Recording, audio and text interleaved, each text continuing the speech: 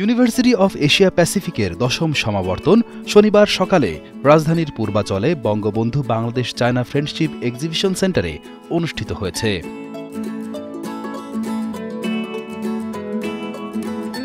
অনুষ্ঠানে University of Asia প্যাসিফিকের আচার্য মহামান্য রাষ্ট্রপতির পক্ষে সভাপতিত্ব করেন প্রধানমন্ত্রী শিক্ষা ও সংস্কৃতি বিষয়ক উপদেষ্টা ড কামাল আব্দুল নাসের চৌধুরী। অনুষ্ঠানে সমাবর্তন বক্তা হিসেবে উপস্থিত ছিলেন University of Illinois at Urbana স্যাম্পেইনের এডওয়ার্ড উইলিয়াম এবং জেনমার গুডসেল প্রফেসর ড মোহাম্মদ তাহের আবু সাইফ।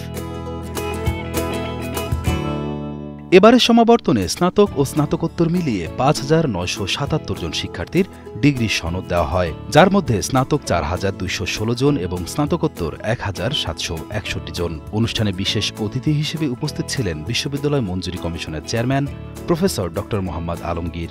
এ সময় অন্যান্যের মধ্যে বক্তব্য রাখেন বিশ্ববিদ্যালয়ের বোর্ড অব ট্রাস্টির চেয়ারপারসন স্থপতি মাহবুবা হক এবং উপাচার্য অধ্যাপক ড কামরুল আহসান। সমাবর্তনে স্বাগত বক্তব্য রাখেন বিশ্ববিদ্যালয়ের উপাচার্য অধ্যাপক ড মোহাম্মদ সুলতান মাহমুদ এবং মার্শালের দায়িত্বে ছিলেন বিশ্ববিদ্যালয়ের রেজিস্ট্রার অবসরপ্রাপ্ত ব্রিগেডিয়ার জেনারেল অধ্যাপক ড AKM নজরুল ইসলাম। উল্লেখ্য, ১০ম সমাবর্তনে ৯ জনকে আচার্য গোল্ড মেডেল এবং ৫৫ জন শিক্ষার্থীকে উপাচার্য গোল্ড মেডেল প্রদান করা হয়।